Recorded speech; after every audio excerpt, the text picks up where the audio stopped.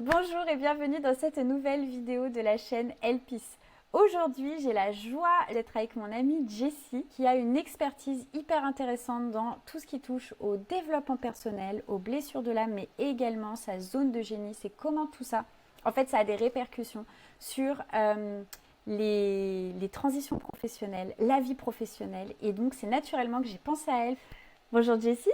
Bonjour, bonjour à tout le monde.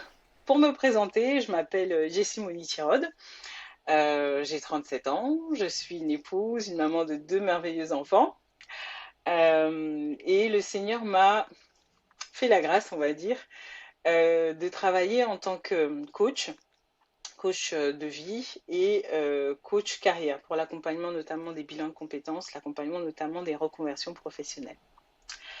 Donc voilà, c'est ce que je fais maintenant depuis pratiquement 2 ans à temps complet. Voilà. Avant, Hmm.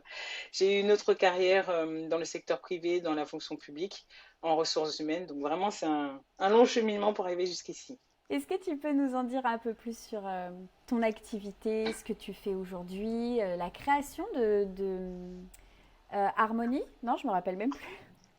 Ton Harmonie parcours. Évolution, c'est ça. Harmonie Évolution, ouais, c'était pas Harmonie Coaching. Non, c'est pas ça.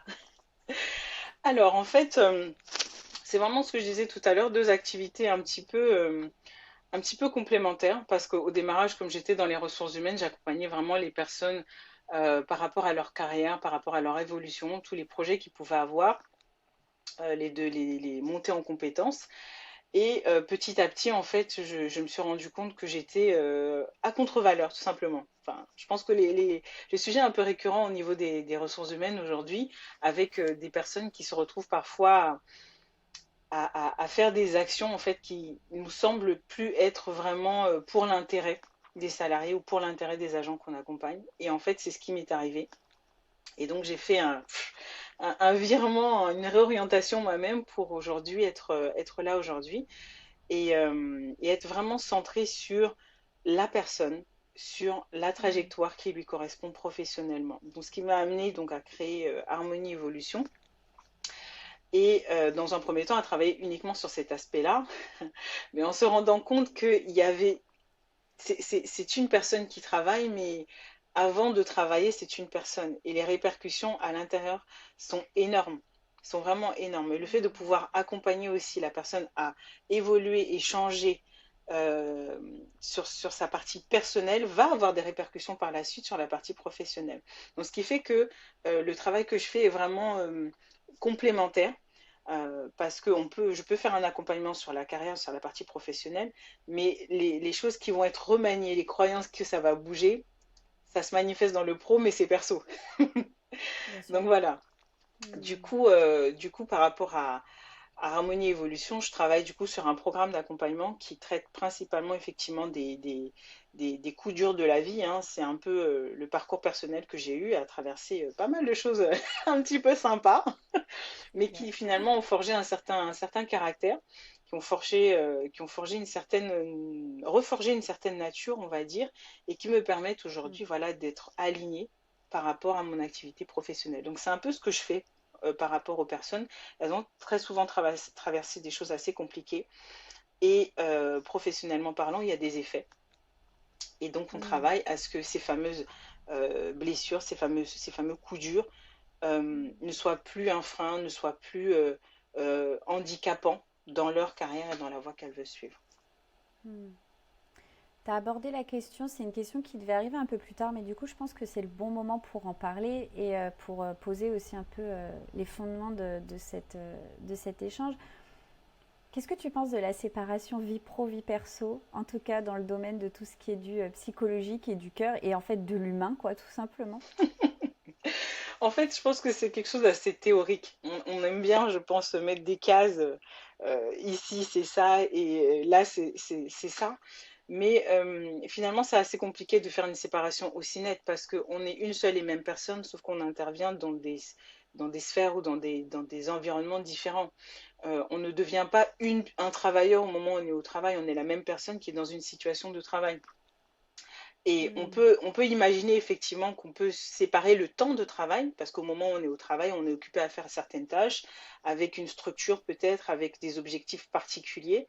Et lorsqu'on quitte cet environnement et qu'on arrive par exemple chez soi pour s'occuper de sa vie de famille ou autre, ça prend une autre forme. Mais c'est toujours la même personne en Hmm. fait qui fait le lien entre ces deux choses-là. Donc par rapport au temps de travail, c'est vrai que ça paraît tout à fait clair. Mais par rapport au reste, c'est difficile de l'être, puisque cette fameuse personne qu'on est dans notre vie personnelle, on est censé avoir les mêmes caractéristiques et pas porter un masque et pas changer de Hmm. personnalité au moment Bah où on oui, est dans la dimension professionnelle. C'est toujours la même bien personne. sûr.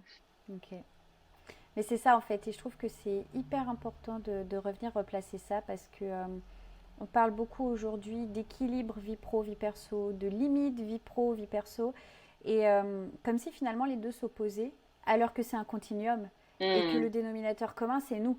Mm. c'est ça, un tout. C'est de pouvoir en fait poser des priorités d'une certaine façon, mais les priorités sont quand même dans un ensemble. Mais et c'est vrai aussi pour reprendre cette notion de priorité, moi j'accorde beaucoup d'importance à ça. En fait, c'est que c'est pas aussi parce que à un moment donné dans ta vie, euh, ta priorité à un moment X, ça va être ton travail parce que tu es dans une saison d'accélération, que ça Hmm, veut dire que tout est relatif à ton travail tout le temps en permanence. En fait, c'est des hmm, ajustements continus hmm, et en fait tout ça s'inscrit dans un tableau qui est complet et qui est parfois pas complexe, mais tout n'est pas aussi simple que blanc, noir, séparation, équilibre, balance en fait. complètement. Et c'est marrant ce que tu dis, ça me fait penser à quelque chose quand tu parles de saison de vie, mais il faut aussi voir, nous on évolue tous. Au moment où on est parti de chez nos parents, on n'avait pas les mêmes besoins qu'aujourd'hui. Quand on a Mm. des enfants ou quand on est jeune étudiant, la saison a changé. Donc les priorités ont pu aussi être modulées. Donc d'une certaine façon, peut-être que quand on était plus jeune, on avait besoin d'apprendre, on avait soif de Ouais. découvrir, donc on passait peut-être beaucoup plus de temps au travail. Et aujourd'hui, ayant une vie de famille à côté, on fait le choix, voilà, d'y consacrer du temps, d'être présent par rapport à nos enfants, par rapport à leur éducation, par rapport à notre couple aussi, parce que Ouais. ça fait partie hein, de tout ça.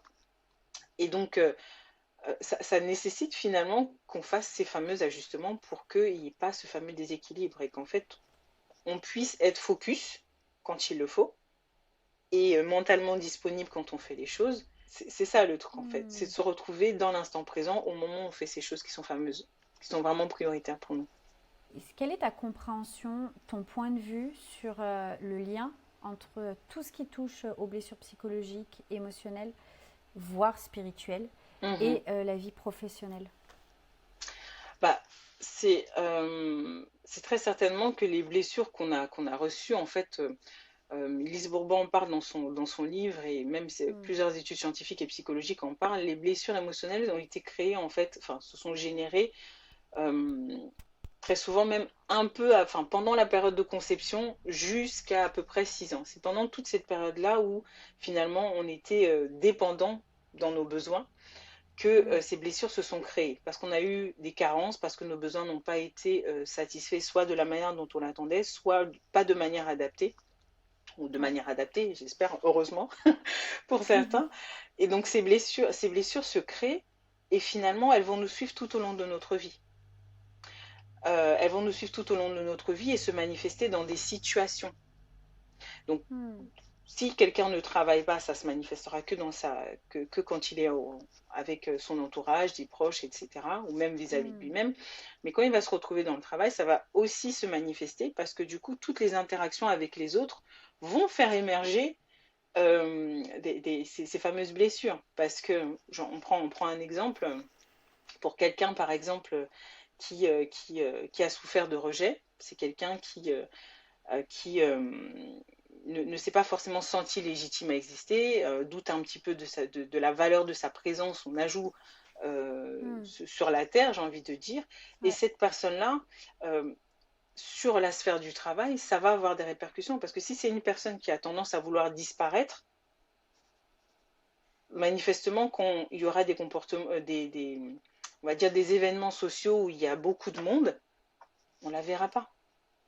On la verra pas. S'enfuir, ouais, c'est ça. Cette personne-là aura tendance à fuir, à ne jamais prendre la parole, ne jamais intervenir, etc. Donc Hmm. en fait, la blessure s'est créée dans une dimension qui était privée, on va dire, mais va quand même venir sur le travail parce que ça fait partie de comment la personne se comporte et toutes les situations Hmm. qui vont amener la blessure à s'activer vont révéler qu'elle existe, ces blessures en C'est fait. ça.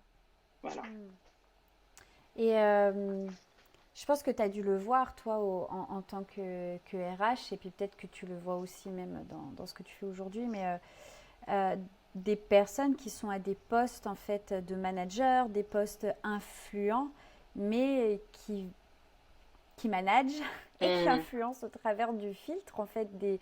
Parce qu'on sait quand même que les blessures, plus on les ignore, plus le masque est intégré, entre guillemets, mhm, comme mhm. faisant partie de notre personnalité, alors que c'est faux. Nous ne sommes pas nos blessures, nous ne sommes absolument pas nos blessures, et Dieu ne crée pas des êtres humains blessés. Mais du coup, plus c'est intégré, plus en fait on va vivre et faire les choses au travers en fait du masque et des filtres des blessures.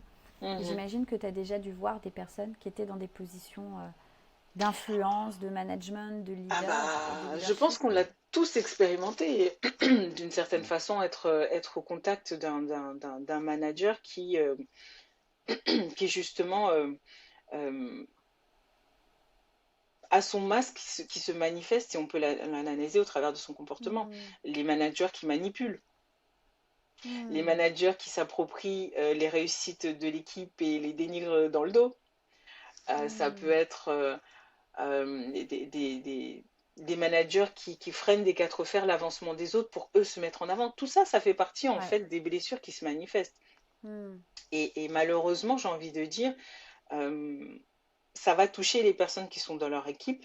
Ça va les desservir elles aussi d'une certaine façon parce que ça, c'est le genre de choses qui. Ça dure pas très longtemps, hein, ça se sait toujours et finalement, c'est toujours mis à jour.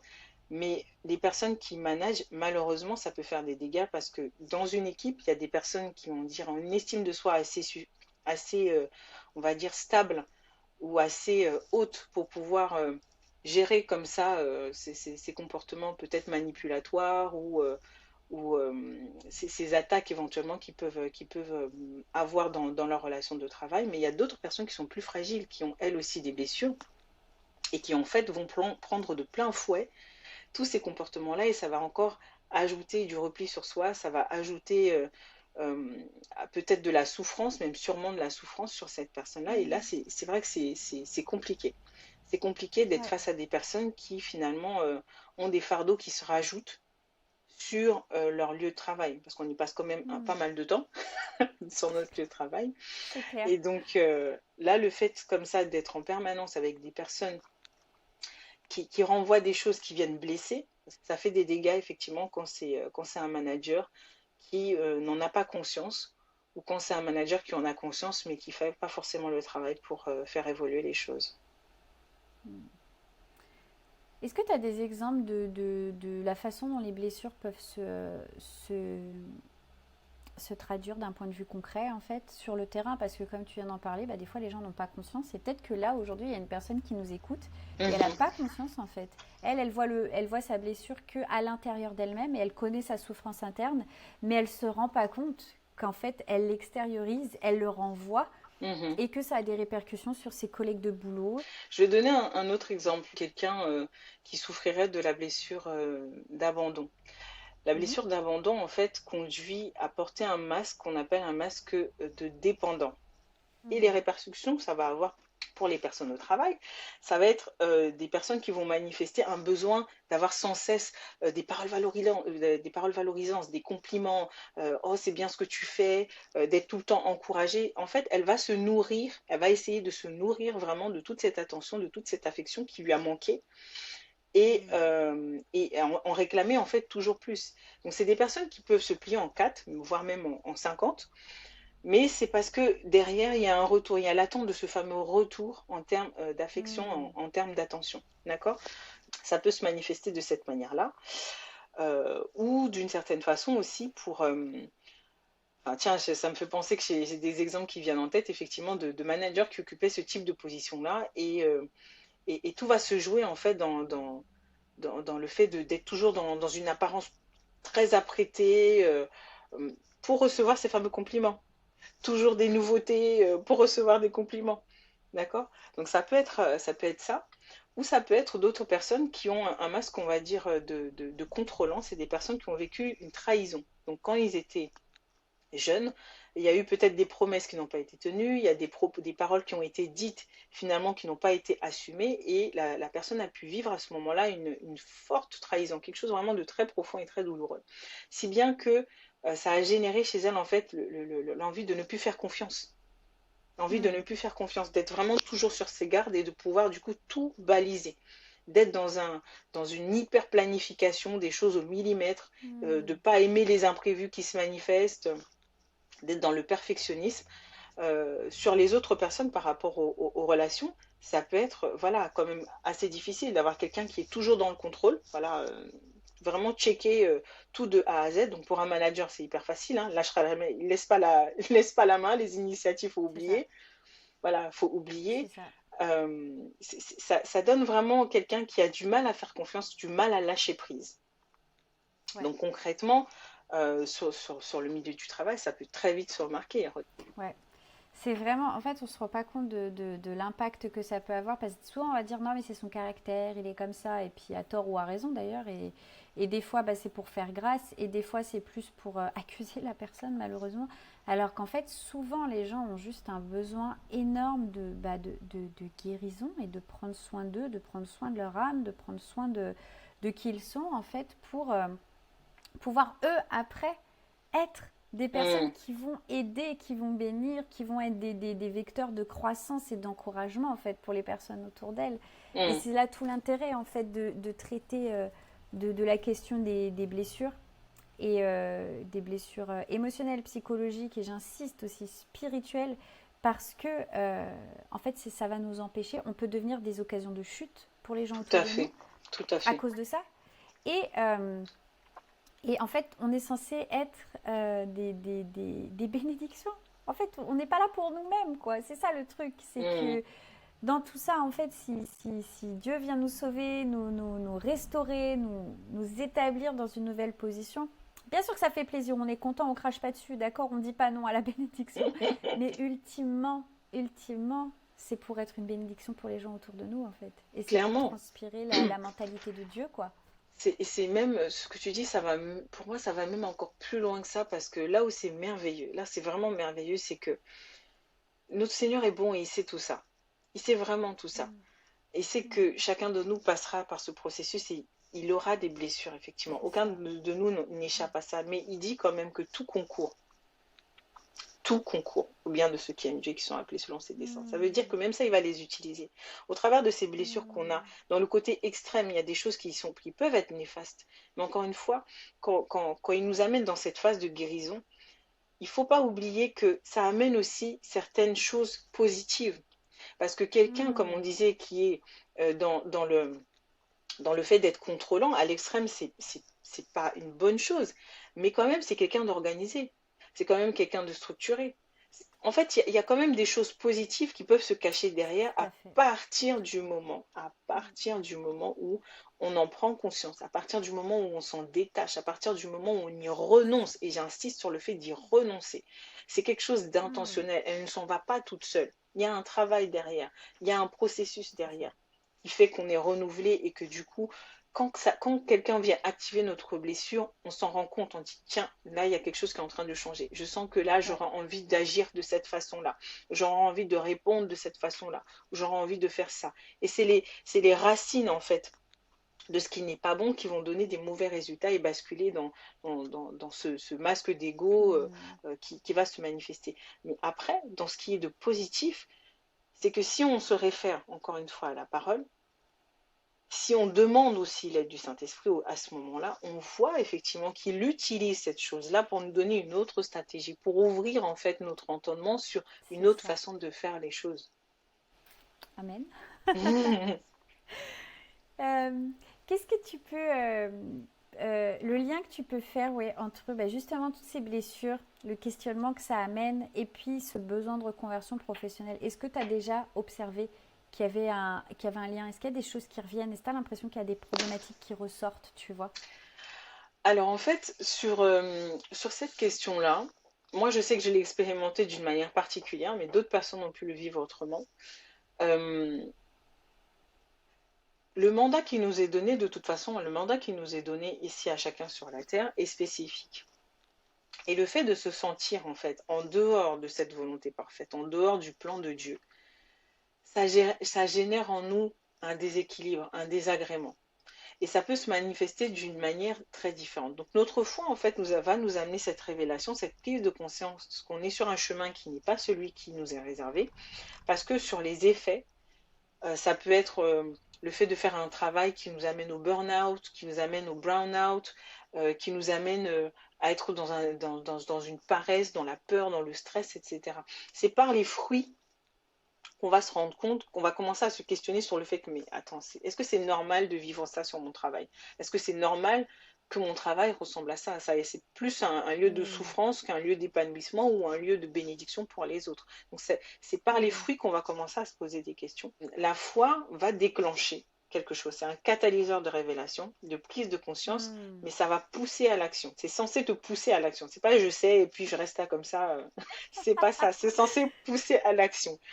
C'est Donc le ça. fait d'en avoir conscience, c'est une chose, le fait ensuite de Hmm, passer à l'action, c'est autre chose. Et après, dans l'histoire des blessures, les blessures peuvent être le frein.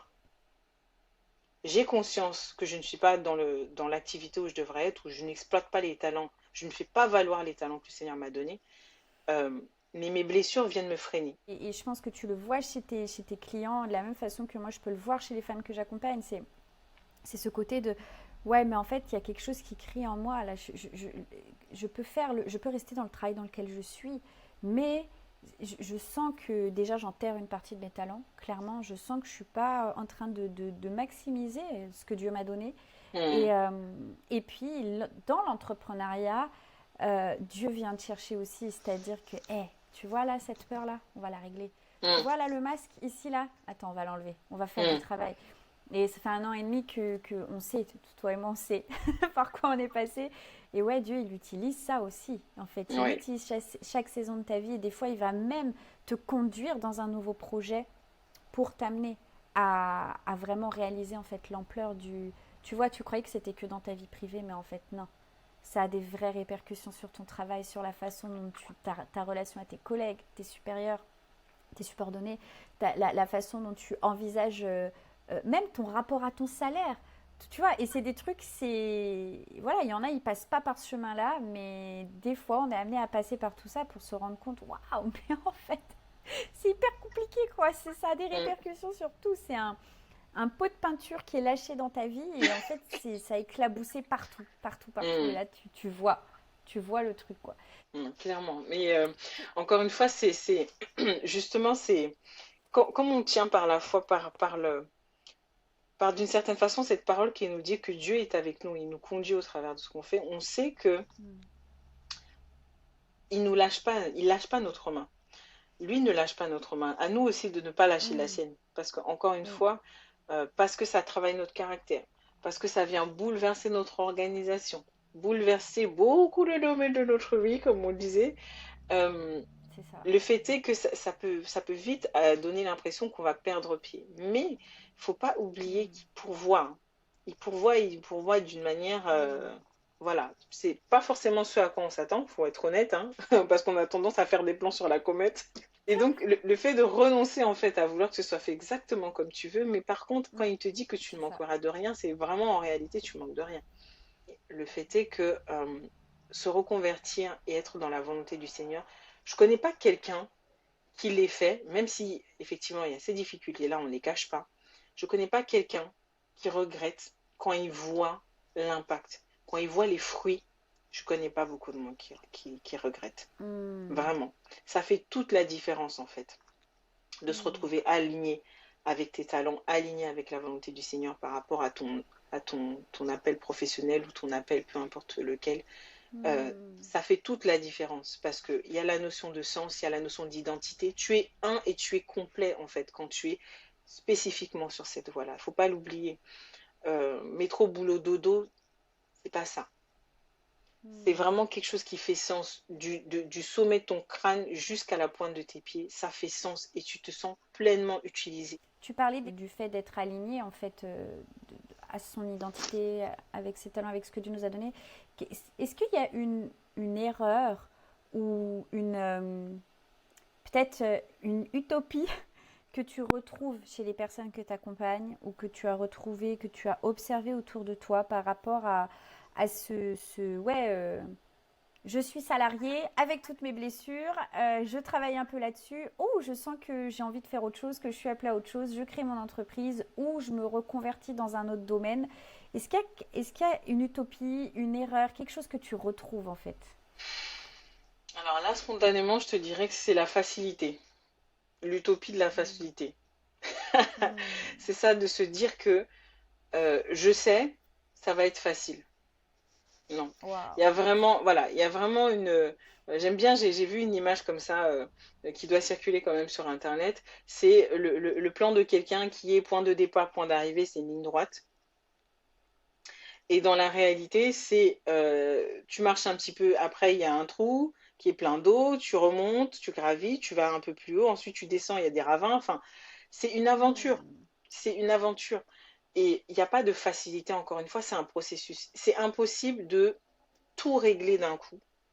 C'est pas possible. Hmm. Quelque chose qui a mis autant de temps à s'installer, des habitudes qui ont pris autant de temps à s'installer ne disparaissent pas en un claquement de doigts. C'est un processus. Hmm. Donc il n'y a pas de facilité, Hmm. que ce soit dans le travail de notre caractère, comme dans le fait de se réaligner aussi par rapport à une nouvelle activité professionnelle.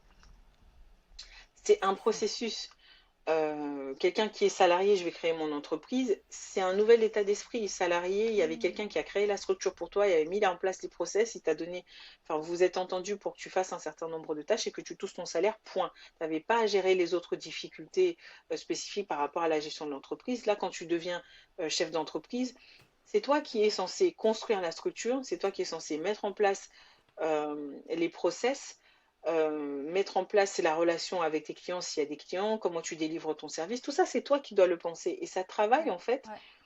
une autre facette, un autre état d'esprit en fait qui doit se mettre en place et qui doit se mettre en Hmm. place aussi selon ce que tu reçois par rapport au mandat de Dieu. Donc il n'y a pas de facilité dans l'histoire, c'est un processus. Ce ne sera pas en ding ding, c'est fini, Ça ça va me, apparaître. tu sais, ça me fait penser au mot métanoïa, Oui. la repentance. Mhm. En fait, nous, dans notre inconscient, la repentance, c'est je te demande pardon. Alors qu'en fait, le mot repentance vient du grec métanoïa, qui veut dire changer de mentalité. Et dans Mhm. le fait de changer de mentalité, je ne sais pas pourquoi on croit toujours, c'est Dieu, c'est lui qui demande, ça va se faire comme ça. Mais pas du tout.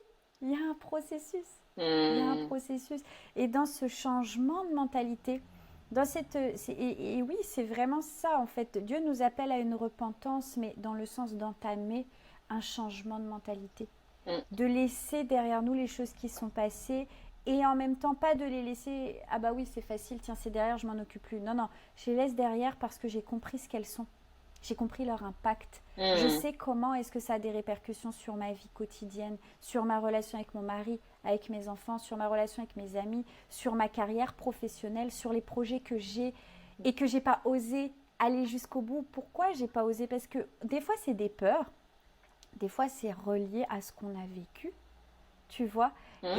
Et ouais, c'est ça, c'est ce changement de mentalité qui prend du temps. C'est un Bien sûr. processus et ça Mhm. prend du temps. Et on a plein d'images dans la nature qui nous parlent de processus, qui nous parlent de ce changement qui est au fur et à mesure. Et on n'échappe pas à ça en fait. Non. C'est juste d'entrer dans le process en ayant foi que, comme tu l'as dit, on va traverser. Mhm. Mhm. Tu vois. Et ça, c'est quelque chose pour moi, c'est fondamental, hein. C'est quelque chose qui guide à peu près toute ma vie, c'est d'avoir la certitude il a équipé, tout est accompli. Il a dit tout est accompli. C'est que la Hmm. destination est assurée. Le Hmm. voyage dépend en grande partie de ton intention. Jamais le Hmm. Seigneur force qui que ce soit à faire les choses. Jamais il force. Il vient te proposer quelque chose et il te laisse. Et tu assumes aussi les conséquences de ton choix, hein, bien entendu. Quand tu dis que C'est tu vas ça. pas, tu assumes les conséquences. Quand tu dis que tu vas, tu assumes C'est aussi les ça. conséquences C'est ça. qui vont derrière. Donc le fait est que la facilité, c'est, je pense, que quelque chose qui revient assez fréquemment, je pense, le fait de se dire que Mm. ça va rouler, ça va aller comme sur des roulettes, ça va être merveilleux. On oublie que ça challenge et on oublie que voilà, ça vient vraiment transformer la personne. Ça prend du temps Mm. et ça prend du temps et ça se manifeste par les situations, par les circonstances qu'on traverse. C'est les circonstances qui permettent qu'on change les choses, qui permettent qu'on puisse passer à l'action et qu'on fasse différemment. Mm. C'est que dans l'action, Ouais. hein, c'est pas dans la réflexion, hein. On peut rester réfléchir 350 ans, il se passera rien. C'est parce qu'on agit que Ouais. finalement les choses peuvent changer. On accepte d'agir que les choses peuvent faire. Donc la peur, c'est une chose qui est vraiment très compliquée, très compliquée Mm. pour les personnes en général, parce que c'est ce qui paralyse beaucoup de choses. Or, il y a besoin d'action pour vaincre la peur. C'est en sentant qu'on arrive, on réussit, que la peur s'en va, on gagne en assurance en fait. La peur s'en va aussi par là. Mm. C'est éventuellement, spirituellement parlant, dans la prière et dans la prise d'autorité, la prise, vraiment la possession des promesses, qu'à ce moment-là, quelque chose se passe. Mais il y a toujours une action. Il y a un déclencheur, mais il y a une action aussi qui se met en place. Et c'est par là Mm. que les choses se font. Mm. Je crois qu'on va rester là-dessus parce que c'est vraiment bien. Mm. C'est le mot de la fin. Euh, je te remercie vraiment pour cet échange. C'était Et c'est vraiment moi, c'était vraiment très un plaisir. riche, très riche. Et je crois vraiment que ça va parler au cœur des personnes qui vont regarder cette vidéo, qui vont regarder cette entrevue. Et Mm. on prie vraiment que vous soyez bénis par cet échange, que vous ayez des réponses. Et puis, si vous avez envie d'en savoir plus sur Jessie, elle a un Instagram, donc c'est Harmonie Évolution. Oui, harmonie underscore évolution sur Instagram De et toute sinon façon, harmonie. je Mm. mettrai ton lien en dessous. Et je sais pas si tu as une page pour ton programme ou c'est tout Oui, sur Insta sur mon pour te... site aussi. Ouais, il y a un page pour mon programme Relève-toi et brille. D'ailleurs, je vais lancer une prochaine cohorte là.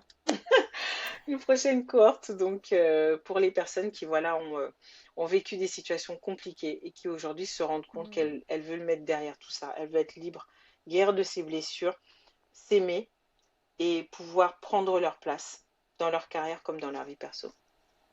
Voilà, super. Alors, je vous mets les liens juste sous la vidéo. Et puis, je vous souhaite à tous une très belle journée. Et encore, merci Jessie d'être venue. Merci, soyez bénis. Ciao, ciao. Ciao.